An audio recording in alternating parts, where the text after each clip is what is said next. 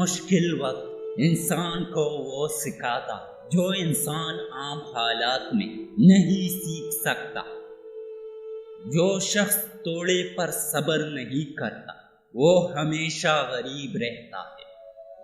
جب آپ کا پڑوسی مصیبت میں ہو تو اس کی مدد کریں، پھر دیکھیں آپ کے حالات کس طرح بدلتے ہیں۔ انسان ان چیزوں سے بچتا ہے جو اس کے آنکھ کے لیے نقصان دہ ہے، لیکن ان چیزوں سے دور نہیں رہتا جو اس کے دماغ کو متاثر کرتی ہے۔ غربت انسان کو پریشان کرتی ہے، اسے ختم کرنے کے لیے وقت کی قدر کریں اور سرد و گرم حالات کی پرواہ نہ کرو۔ اپنے دماغ پر حکمرانی کرو ورنہ یہ تم پر حکومت کرے گا۔ برائی سے بھاگنا بھی نیکی میں شامل ہے۔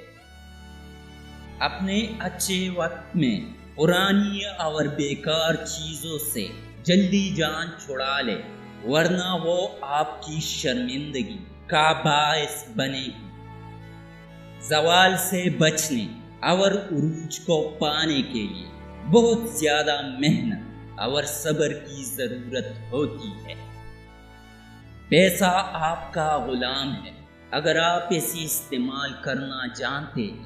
اگر آپ اسے استعمال کرنا نہیں جانتے تو آپ پیسے کے غلام ہیں۔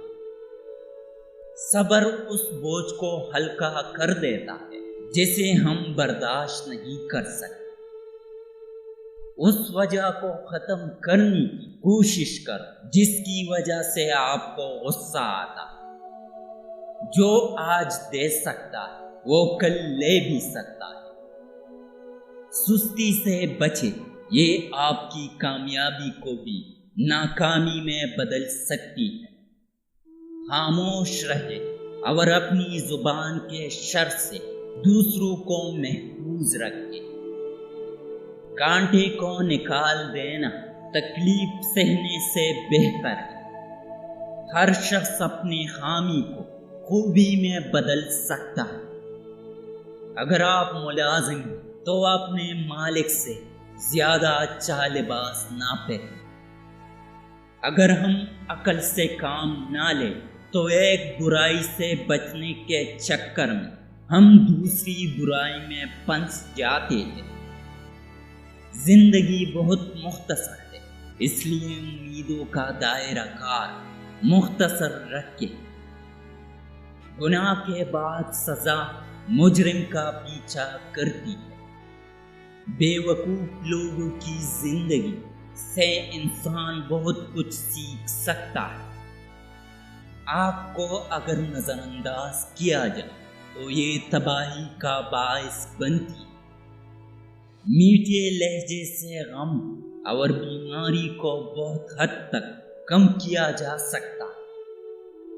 دوسروں کے معاملات میں مداخلت نہ کریں اور نہ ہی کسی قسم کے لالچ میں آ کر ان کے راز ظاہر کریں۔ کچے انگور کی تمنا نہ کرو۔ ایسی خوشی جو کسی کو درد دے کر حاصل کیا جائے بے معنی ہے۔ جب برتن پاک نہ ہو تو اس میں ڈالی جانے والی ہر چیز خراب ہو جائے گی۔ زندگی کی تلخیوں کو بھول کر آگے بڑھے اور اچھی امید رکھے۔ جس شخص کا پرس گم ہو جائے وہ ہر اس کام پر راضی ہو جائے گا جو آپ چاہیں گے، اس لیے اپنی پرس کی حفاظت کریں۔